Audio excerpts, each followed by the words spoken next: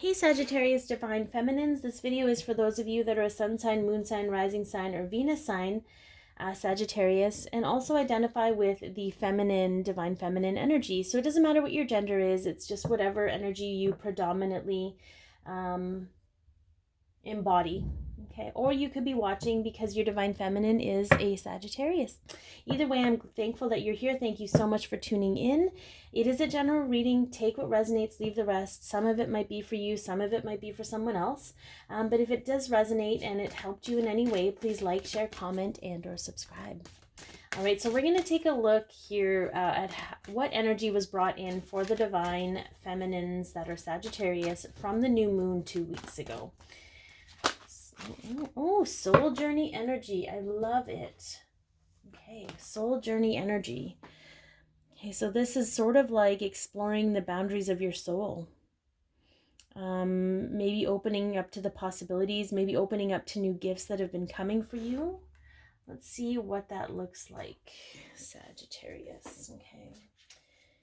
How will the full moon energy affect you?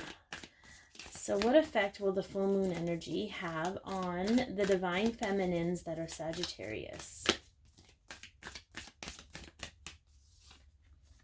Adjustments are required. Okay. So maybe I feel like you might be opening up to certain things. Some of you, what I'm hearing is some of you need to make adjustments about how you go about things, but some of you need to make adjustments because you're more sensitive to energy. You know, it might be energy in food, it might be energy of people. Let's see what else we got here. It might also be, because I'm seeing like tethered cords, it might be also more sensitive to the energies of your divine masculine. So let's kind of see what happens with this. See if we get some more.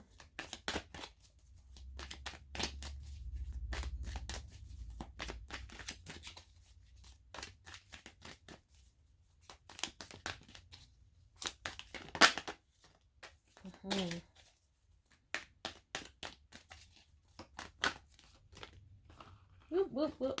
Okay, we have too many, but these two flipped first. Oh, there's three. Okay, there's too many. Okay, I'll take these two because they're flipped over and we're going to roll with that. We're just going to roll with those. Okay. Okay. So we have the Chariot, the Three of Swords, and the Devil. So some of you could be dealing with a Cancer divine masculine or a Capricorn divine masculine. However, what I'm getting from this is I feel like the adjustment that may need to be required is around codependency, and codependency around drama. You may have to be more forceful and more determined about how you go about dealing with these things.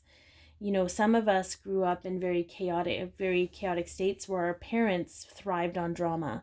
So I feel like sometimes we kind of take that into our adulthood and it just keeps bringing this stuff back into us. And there's sort of a codependency there because even though it doesn't feel good, it feels like normal. So I feel like the full moon energy is going to, because it's in Aries, and we'll talk a little bit about the forceful nature of Aries, but it's going to give you that added boost of dealing with these things. You know, some of it is self-sabotage. You know, if you've been trying to eat better or take better care of yourself physically, you might have been self-sabotaging lately and just compounding those feelings of feeling guilty and feeling bad and all those things.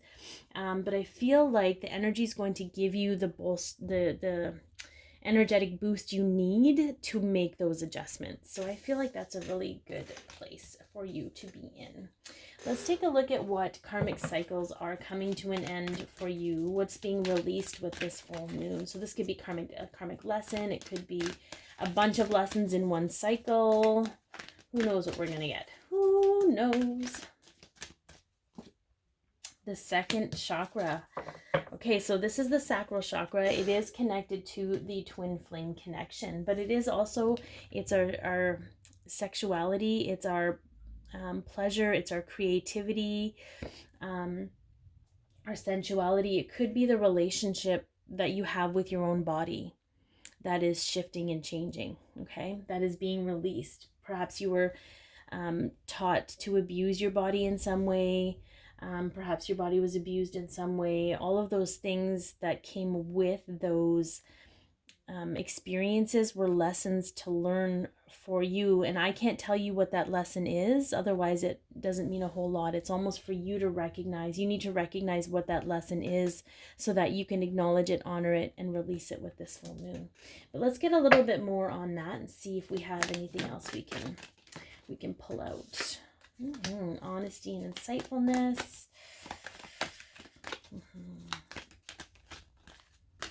Maybe about what you see, shifting your perspective about how you see things, comparing yourself to other bodies that you see, other people you see.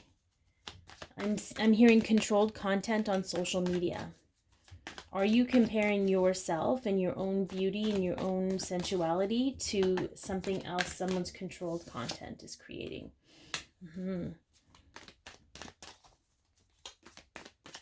There's definitely going to be more passion for you, Sagittarius, which is awesome. Yeah, but it's going to be more loving, okay?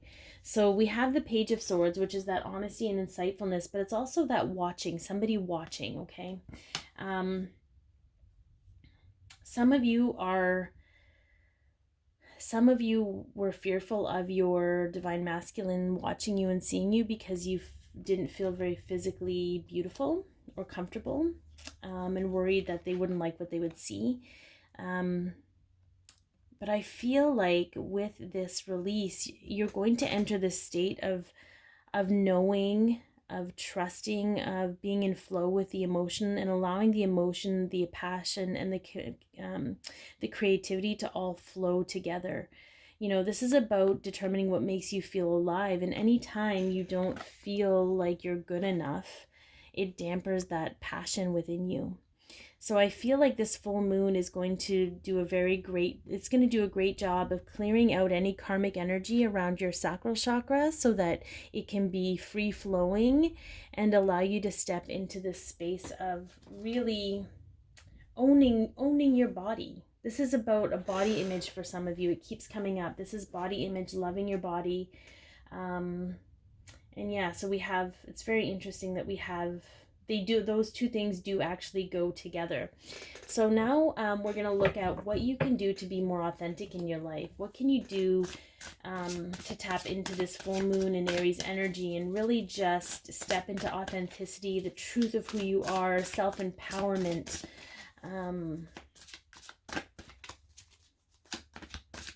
I see some of you trailblazing, so leaving a trail of fire behind you. This has a lot to do with your soul's knowing, okay? And just trusting that knowing that truth doesn't always align with society's standards of truth, okay? Someone needed to hear that. Okay, 5 of Michael. This situation doesn't serve you. Release your attachment to the outcome. Consider taking a more uplifting approach. Yeah, so a lot of you, again, I get that this is very specific, so take what resonates. Whatever this codependency is, a lot of you are realizing that it's not serving your purpose. You're attached to an outcome. So when we talk about body image, you're attached to looking a certain way when you're done. And there's actually a part of your protective ego that's telling you, you know, what is the point of doing this? Why are you doing this if you don't even know what you're going to look like? You know, your skin's going to be too saggy, or your boobs will be too saggy, or whatever it is, you're going to have, you know, I feel like there's all these like little voices in your head that are attached to the outcome of it, but it's not about the outcome. It's about the journey you're taking to take better care of yourself. And when you can be authentic about that and really see the truth for what it is, your path will change. Okay, so I feel, because this is the 5 of Swords, this is self-dissection, okay? For me, a shift for me when it comes to my body is I like to get out every day for a walk, and it's not because, you know, it does help with weight loss, yes, or maintaining weight, but it's really about releasing the energy that I'm holding on to. I just shifted it. I'm like, you know what? I really want to just listen to some good music and pound my feet on the pavement and enjoy myself. And it completely shifts the perspective about it, and it releases what's going to happen at the end of my walk. Like, I'm not going to lose 10 pounds if I go for a walk, but I'm going to feel really, really good. And that's all that matters. Okay. And again, some of you, I feel like some of it might not be body issues for you, but it might be other codependencies, and just to be mindful of that. So how can you embrace your inner divine masculine, divine feminines? Yeah. Being a little more methodical and planning a little bit, maybe being a little more strategic with what you want to do. How you want to approach this. It doesn't have to be super structured, but it has to be consistent.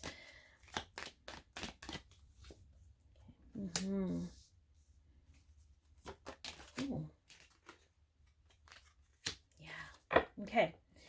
So I talked a little bit about the Knight of Pentacles and how it's a slower moving energy, but it's building a solid foundation. And the Nine of Wands can be this scrappy defensive energy, but it can also be using each issue or each event or whatever it is as a stepping stone to get to where you want to go.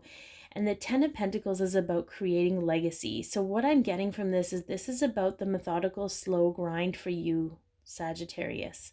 Okay, this is about taking the time every day and just doing a little bit for yourself. Okay, walk for half an hour. Next week, walk for 35 minutes, and then for like slowly adding steps, slowly getting closer, but taking the time to be methodical and strategic in your approach. And you can do that and still make it fun. Okay, because it's all about building a legacy for you. Masculine energy is about foundations, and it is about legacy.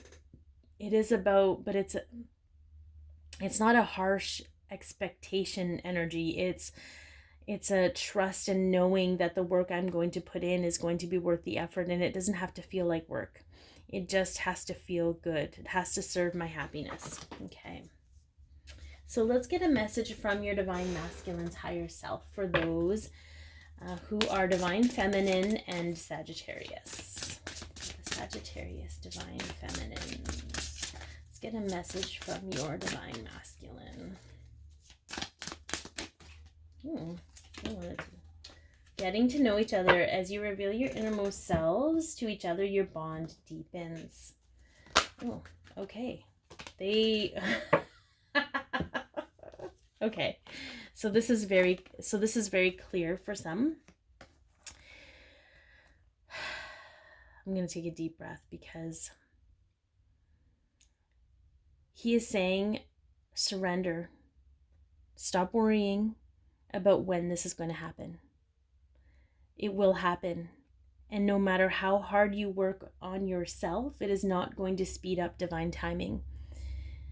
For some of you, you have struggled with your codependencies in the last little while, and you have been beating yourself up for it, thinking that you're delaying your union, you're delaying this conversation that's going to take place. You're delaying these things, but there's no such thing as a coincidence. There's no such thing as a delay. Everything happens as it's meant to, so things are perfect when they need to be. So surrender the things you don't have any control over.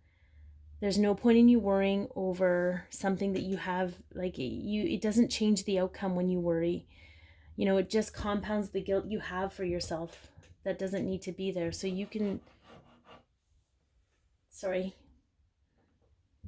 You don't have to say goodbye. Right now. No, I'll text you. I'm almost done. Sorry, I don't live alone. My dad wanted to come in and say hi. Okay. I'm like, you don't have to say goodbye. You can just text me. They're going shopping anyways. Okay, so it really doesn't break up the message. The point is, and I hope you felt it as much as I did, because he was very sincere about this, that part of loving yourself and finding a new way to heal yourself is accepting that everything happened for a reason, and you don't delay anything, you don't affect those things. They're going to happen no matter what. You really can't fluff this up, okay? You just have to surrender. You don't need to control anything. You just have to take responsibility for you and know that whatever you're going through is for a good reason. And you're not going to do everything perfectly, but that doesn't mean that you're not worthy of this love and this union. So let's see what effect the full moon will have on your connection. What effect will the full moon have on the connection for those divine feminines that are Sagittarius and their counterparts? At your service. That's so weird. Because the divine masculines that are Sagittarius got the exact same thing.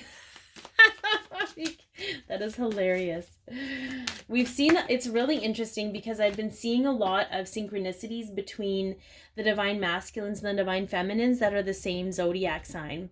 So it just goes to tell you, at least it tells me, that as a collective, like the divine feminines and the divine masculines of the same zodiac sign are balancing out their energies because they're getting a lot of the same stuff, which I think is pretty cool. Oh, we had a flipper in here. Where'd you go? Okay. Yep.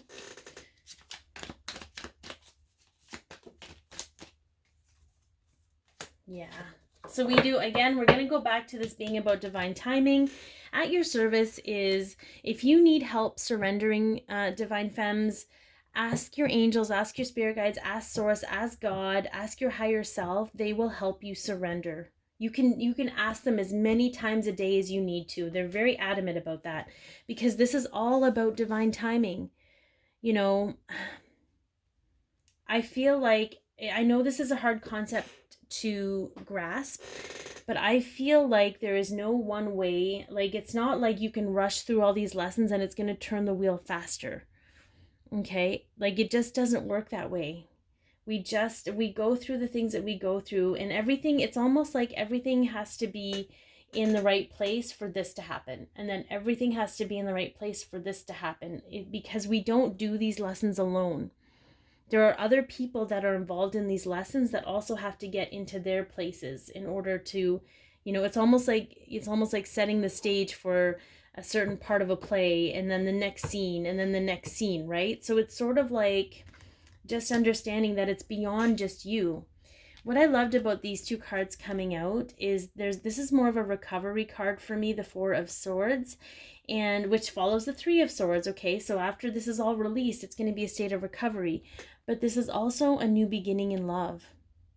And what I heard from this when these two cards came out was that just because you're still recovering and just because you're still learning and growing and healing doesn't mean that you can't have your counterpart in your life. I feel like some of this needs to be heard, that some of those rules that are put out there for the Twin Flame Collective are limiting and they don't apply to everyone. So you have to be open to trust your intuition and know that there are going to be times when our divine masculine or our divine feminine or our union or our connection is going to get us through these hard times. Okay, and it doesn't mean we have to be in separation to go through them. Some twins go through them together. Okay, so maybe that's just a shift in perspective that can help. All right, be your peace, love yourself, share your light, and have an amazing full moon, Sagittarius.